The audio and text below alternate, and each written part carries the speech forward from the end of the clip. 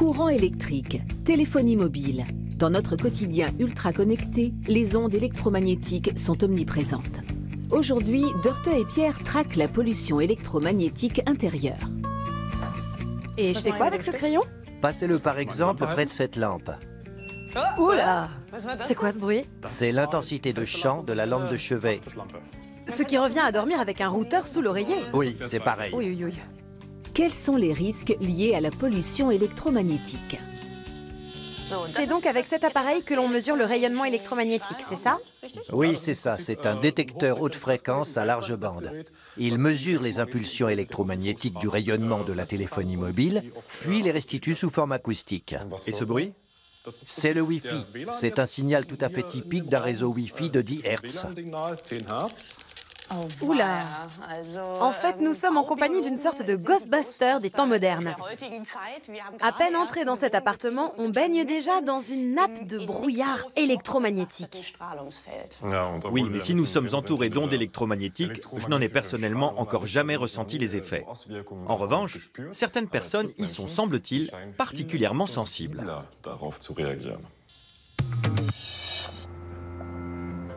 Lorsque Judith Rommel sort de chez elle, c'est toujours en tenue spéciale. Un pull et un foulard avec fil de métal intégré la protègent de la pollution électromagnétique. Car les téléphones portables des passants, les points d'accès Wi-Fi et les antennes de téléphonie mobile lui rendent la vie infernale. C'est par hasard que cette scientifique a découvert son électrosensibilité. Pendant des années, j'ai souffert de troubles du sommeil. Je dormais maximum 3 à 4 heures d'affilée. Alors forcément, je n'allais pas bien. Et un jour, notre box est tombée en panne. Pendant ces 3 semaines, mon état s'est un peu amélioré. Une amie m'a dit « Qu'est-ce qui a changé? Tu as l'air un peu moins fatigué que d'habitude. » J'ai répondu que le seul changement, c'était la box qui était HS. Elle m'a suggéré de tout débrancher. Portable, box, Wi-Fi. Je l'ai fait, et au bout de 2 jours, je dormais comme une marmotte. Autrefois, Judith était une utilisatrice enthousiaste des smartphones, Wi-Fi et autres appareils connectés. Aujourd'hui, elle traque les ondes radio en quête de zones à faible rayonnement. Ici, dans le centre-ville de Stuttgart, l'exposition est d'environ 2000 microwatts par mètre carré. Beaucoup trop pour elle. J'ai fini par comprendre que tout était lié. Les maux de tête, les problèmes de concentration, les fourmillements dans les bras. Je me suis donc retrouvée face à un choix radical. Continuer de souffrir ou bien faire des changements. Et j'ai décidé de faire des changements.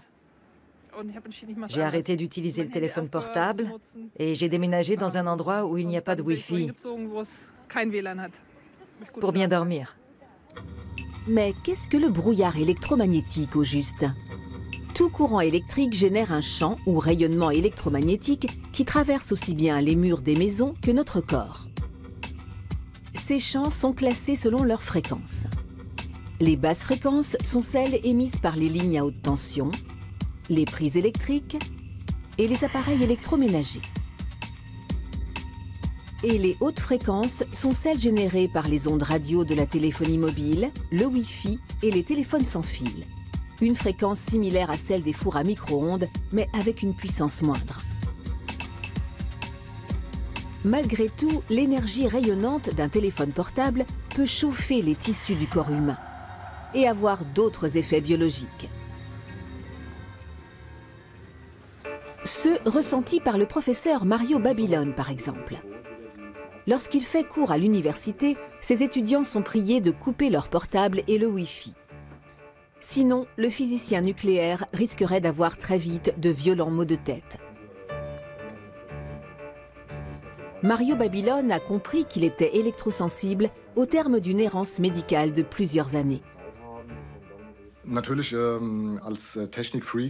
tant que fan de nouvelles technologies, cet autodiagnostic a évidemment quelque chose d'un peu effrayant. On ne veut pas y croire parce qu'on a besoin de ces appareils dans sa vie de tous les jours. On n'a pas non plus envie d'y renoncer. D'ailleurs, j'ai essayé plusieurs fois de rallumer le Wi-Fi, surtout les jours où j'allais bien, parce que j'avais quand même du mal à y croire. Mais en quelques heures, les symptômes revenaient. Pour moi, maintenant c'est clair, tout ça est lié au champ à haute fréquence. Pour échapper au rayonnement des antennes relais voisines, perceptibles dans les étages supérieurs de l'université, le professeur Babylone a aménagé son bureau dans la cave. Ici, ordinateur et téléphone fonctionnent exclusivement par câble. Le professeur n'utilise la technologie sans fil que dans le cadre d'une expérience, pour montrer à ses étudiants les effets des rayonnements. Le principe ? Mesurer avec un électrocardiogramme la variabilité du rythme cardiaque lorsqu'un routeur Wi-Fi et un téléphone sans fil sont allumés à proximité. Le résultat est étonnant. Chez un volontaire sur deux, le rythme cardiaque change. Comment expliquer ce phénomène ? L'homme est un être électrique. Nous sommes composés, nous existons de par une combinaison de biochimie, de physiologie et de physique. Le cœur est un organe électromagnétique. Notre muscle cardiaque réagit au champ électromagnétique et en produit lui-même. Toutes les cellules nerveuses, toutes les cellules du corps sont concernées. Le docteur Harald Bansaf reçoit presque tous les jours des patients qui se disent électrosensibles. L'état de la majorité d'entre eux s'améliore lorsqu'ils renoncent complètement aux ondes. Changer radicalement de vie, c'est ce qu'ont dû faire Judith Rommel et Mario Babylone. Tous deux ont quitté leur appartement qui laissait passer le Wi-Fi des voisins et se sont installés dans des villages en zone dite blanche. Ils viennent rarement en ville et évitent les foules dans lesquelles on téléphone beaucoup. L'extension programmée du réseau est leur pire cauchemar. Un déploiement du réseau sur tout le territoire, cela signifie pour moi et pour beaucoup d'autres que les espaces de refuge vont encore se réduire d'un cran. Or, ils sont déjà extrêmement limités. De nombreuses personnes ne sortent plus dans la rue et ne savent plus où habiter. Elles finissent par perdre leur emploi, leur vie sociale, leur logement, tout ce qui fait un être humain. J'aimerais que l'on inclue ces personnes. D'après les estimations officielles, l'Allemagne et la France réunies comptent presque 3 millions de personnes électrosensibles. Jusqu'à présent, rien n'a été fait pour aménager des zones protégées non couvertes par les réseaux sans fil.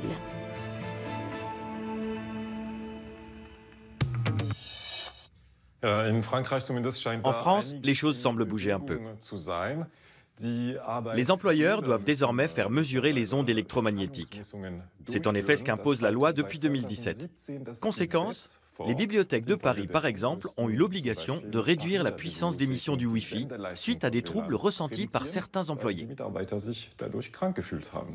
Wow. En Allemagne, c'est encore aux particuliers de faire appel à un spécialiste en écologie du bâtiment comme vous. Vous intervenez dans des logements ou des écoles. Vous confirmez les symptômes dont on vient de parler? Oui, malheureusement. Le rayonnement haute fréquence entraîne effectivement des maux de tête, des troubles du sommeil, ainsi que d'autres symptômes non spécifiques. Et le fait de réduire, voire de supprimer ce rayonnement, ce qui est possible dans un logement d'habitation, permet de retrouver une bonne qualité de sommeil. Les maux de tête disparaissent et l'état général s'améliore. Bien, alors on commence les mesures. Comment on s'y prend? Le mieux est de commencer par la chambre à coucher. C'est l'endroit où l'on est censé se reposer. Très bien. Ah, j'ai droit à un crayon. C'est parti.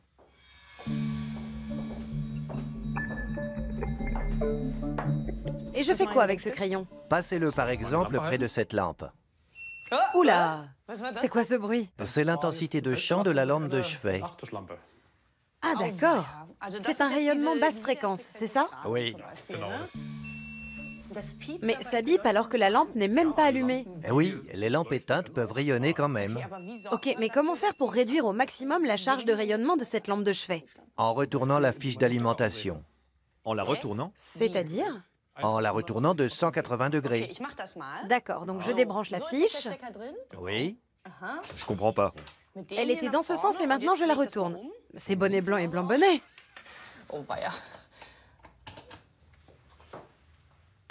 Plus de bip. C'est de la magie.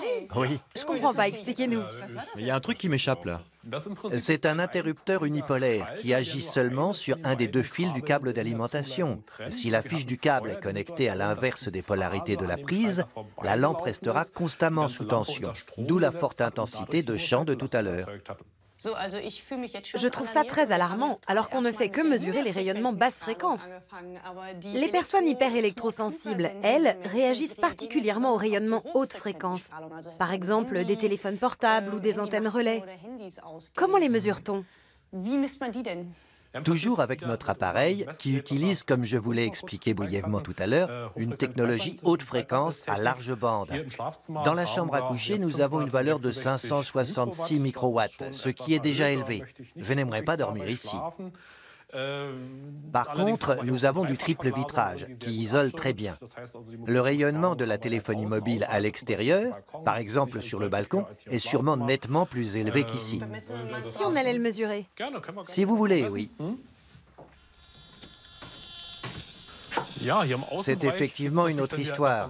Nous avons ici une valeur de 4000 microwatts, ce qui pour Berlin est presque la norme.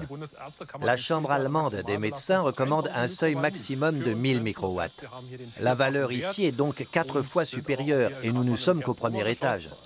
Et c'est probablement encore plus élevé dans les étages supérieurs avec le rayonnement de la téléphonie mobile. Quels sont les risques liés au rayonnement haute fréquence? Les scientifiques continuent d'en débattre. Être joignable en tout lieu. En Allemagne, pas moins de 24 000 antennes relais y pourvoient. Et leur nombre va encore augmenter. Avec l'arrivée de la 5G, les opérateurs de réseau prévoient d'équiper d'une antenne un bâtiment sur 10 et de multiplier le volume de données échangées par 1000.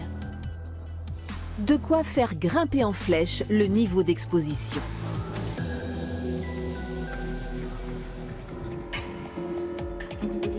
Le professeur Wilfried Kühling de l'université de Halle étudie les ondes électromagnétiques. Avec une association environnementale, il tire la sonnette d'alarme. De nouvelles études confirmeraient le fait que la téléphonie mobile serait nocive pour la santé et constituerait donc une technologie à risque. Nous travaillons depuis plus de 20 ans sur le sujet. Entre-temps, le nombre d'études a augmenté de façon spectaculaire. Selon moi, l'homme, les animaux et les plantes subissent l'influence de ces rayonnements. Or, il n'existe aucune protection suffisante. Et le législateur ignore le sujet. La valeur limite d'exposition qui a été instaurée autorise des rayonnements 10 000 fois supérieurs à la valeur limite qui serait nécessaire pour protéger l'homme. Le seuil d'exposition pour les antennes relais en Allemagne et en France est relativement élevé. Les antennes ne doivent pas émettre plus de 61 volts par mètre dans leur environnement proche. Les seuils d'exposition d'autres pays sont jusqu'à 10 fois plus bas. Comment expliquer une telle différence? Outre-Rhin, c'est l'Office fédéral de radioprotection qui fixe les seuils limites. Ceux-ci sont calculés de sorte que les ondes de téléphonie mobile ne réchauffent pas les tissus du corps humain de plus d'1 degré. Au-delà, des études ont clairement démontré l'existence de risques pour la santé.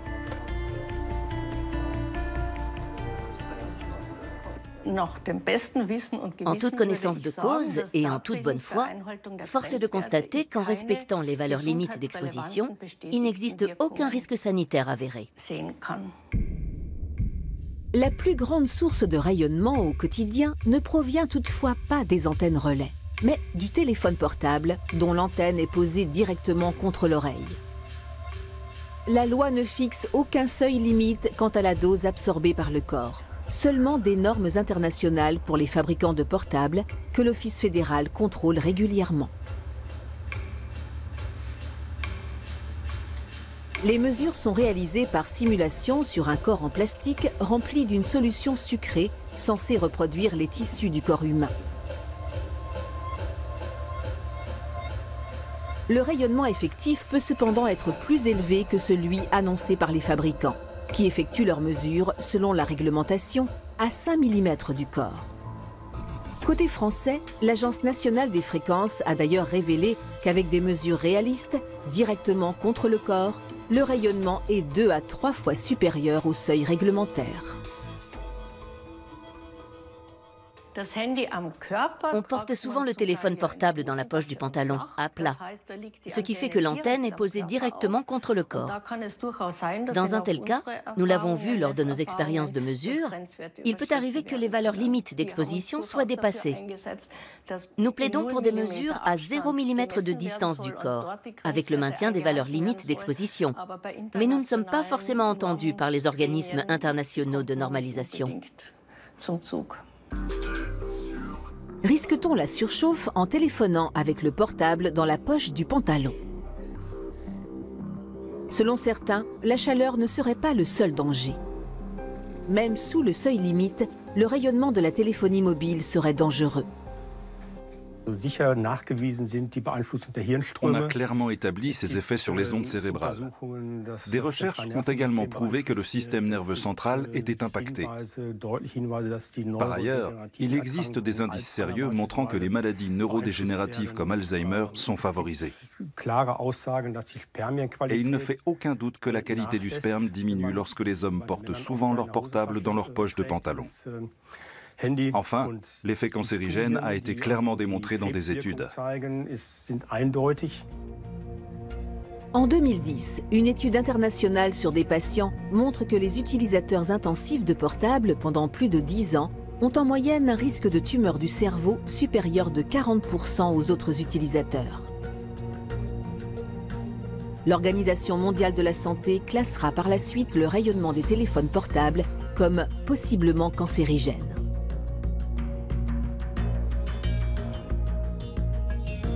En 2015, des études sur l'animal prouvent pour la première fois que le rayonnement des portables sous le seuil d'exposition accélère la croissance de tumeurs existantes. Une surprise pour le monde médical. Et en 2018, c'est le choc.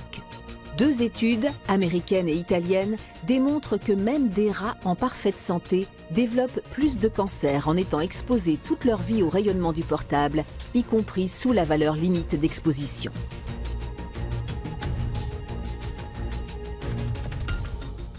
Nous nous demandons si le téléphone portable, qui est pour nous la source la plus importante d'exposition, n'est pas porteur de risques à long terme.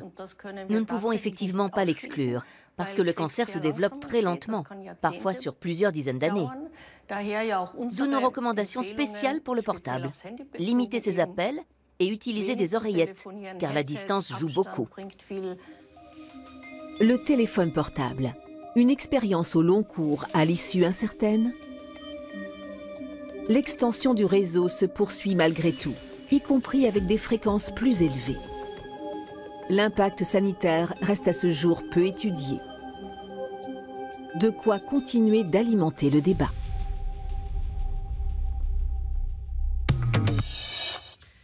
La plus grande partie du brouillard électromagnétique ne provient donc pas des antennes relais, mais de nous-mêmes, et nous le produisons de notre plein gré avec nos portables.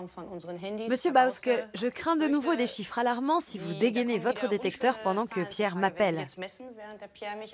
Je peux effectivement mesurer ça, même si je suppose qu'il y a d'autres sources dans cet appartement, comme le Wi-Fi ou la box. Mais mesurons d'abord vos portables. Ça y est, j'ai composé le numéro de Dörte. Ça fait déjà un bruit menaçant. Allô Pierre, c'est urgent? On est en plein milieu d'une mesure là. Vous devez vous demander pourquoi je tourne autour de vous. De votre part, plus rien ne m'étonne. Le rayonnement ne se fait pas de portable à portable, mais va jusqu'à l'antenne relais dehors et de là revient jusqu'à vous. L'antenne relais fait en quelque sorte office de base. C'est pour cela que je tourne autour de vous, pour voir où se situe le rayonnement le plus fort. Dans cette pièce, nous sommes maintenant à 9712 microwatts. Vous pouvez mesurer près de ma tête? Nous arrivons vite à plus de 50 000 microwatts. Ok, je raccroche. Et quel est le seuil maximum déjà, que je me souvienne? 1000 microwatts. Attendez, votre appareil continue de clignoter. Oui, nous avons aussi de faibles émissions de Wi-Fi. Nous pouvons regarder, tenez. Ça vient d'une box? Oui, d'un routeur Wi-Fi. Je vous propose de le chercher. Voyons où il se cache. 1000, 2000, 3000, 4000, ça s'agite beaucoup par ici. On est à 10 000, 20 000. Voyons ce qu'il y a dans ce tiroir. C'est tout le tiroir. Il y a plusieurs appareils. Ah oui, c'est là. C'est le Wi-Fi. Oui, nous avons un routeur Wi-Fi double bande, plus une station d'accueil pour des haut-parleurs Wi-Fi. Et donc, ça fait combien tout ça? Qu'est-ce qui sort du routeur? On est à 2 fois 50 000 microwatts. 50 000? C'est aussi ce que j'avais à mon oreille. Et certains ont le portable sous l'oreiller. Ce qui revient à dormir avec un routeur sous l'oreiller. Oui, c'est pareil. Oh là là. Et ce rayonnement est néfaste car il est trop fort, c'est bien ça. Oui, le problème, ce sont les impulsions. Notre corps communique aussi en interne avec des impulsions électromagnétiques. Mais elles sont de l'ordre du microvolt et du picoampère. Le rayonnement émis par les routeurs Wi-Fi via les impulsions est naturellement beaucoup plus élevé. Et c'est là tout le problème. Bon, je crois que nous avons tout intérêt à réduire les sources de pollution électromagnétique de nos intérieurs. Voici un petit guide des bonnes pratiques. Le téléphone portable est une source importante de rayonnement, surtout en cas de mauvaise réception. En intérieur, son antenne doit élever la puissance d'émission à son maximum. Mieux vaut ne pas coller l'appareil contre l'oreille, mais privilégier le mode haut-parleur ou le kit piéton.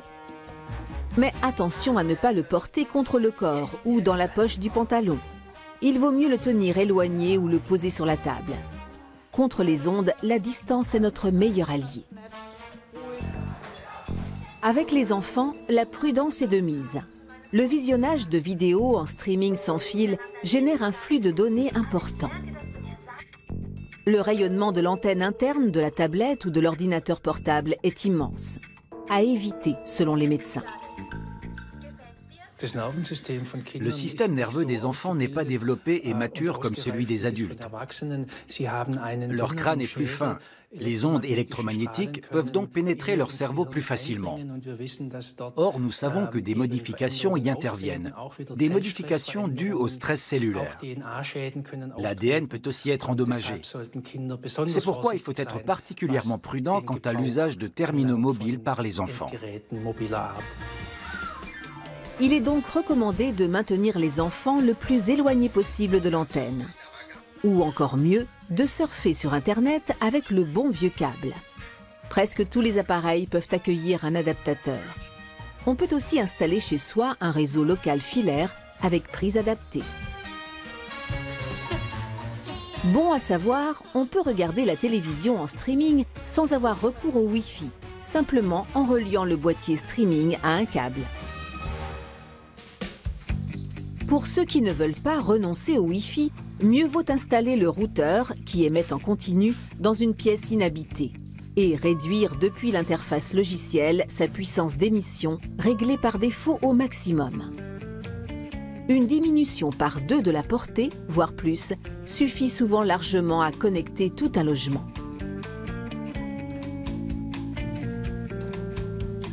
Conseil important, éteindre complètement le Wi-Fi pendant la nuit. Il est possible de programmer une minuterie depuis l'interface. Nous demandons aux fabricants d'appareils de type routeur Wi-Fi ou point d'accès de faire en sorte qu'ils s'éteignent automatiquement lorsqu'ils ne sont pas sollicités, de sorte qu'ils ne fonctionnent et n'émettent pas en continu. C'est déjà le cas avec les téléphones fixes sans fil, qui utilisent depuis plusieurs années cette technologie. Effectivement, mieux vaut changer son téléphone sans fil de type DECT, qui émet en continu, contre un appareil nouvelle génération dont l'émission est faible. Attention, le mode Eco DECT est à configurer soi-même. Le téléphone émet alors seulement pendant les appels et plus du tout lorsque le combiné est sur sa base. Qui plus est, le rayonnement pendant les appels est fortement réduit. Mais pour éviter complètement les ondes, une seule solution, le bon vieux téléphone filaire. Clairement le meilleur choix pour les enfants.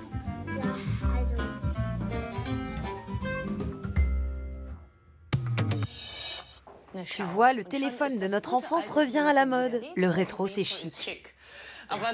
Je dois quand même dire que le déploiement du réseau sur tout le territoire est attendu avec impatience. C'est vrai, on est nombreux à se réjouir des promesses suscitées par la 5G. Mais je vois les choses un peu différemment maintenant que je suis sensibilisée à la pollution électromagnétique. Oui, à la maison, je vais faire plus attention maintenant, sans pour autant céder à la panique. La France, d'ailleurs, applique d'ores et déjà le principe de précaution. Dans les crèches et les garderies qui accueillent les enfants de moins de 3 ans, le Wi-Fi est dorénavant interdit. C'est pas une mauvaise chose. Mais oui, à cet âge-là, on n'a pas encore besoin de smartphone. Non, on a encore le temps. À eux les joies de la déconnexion.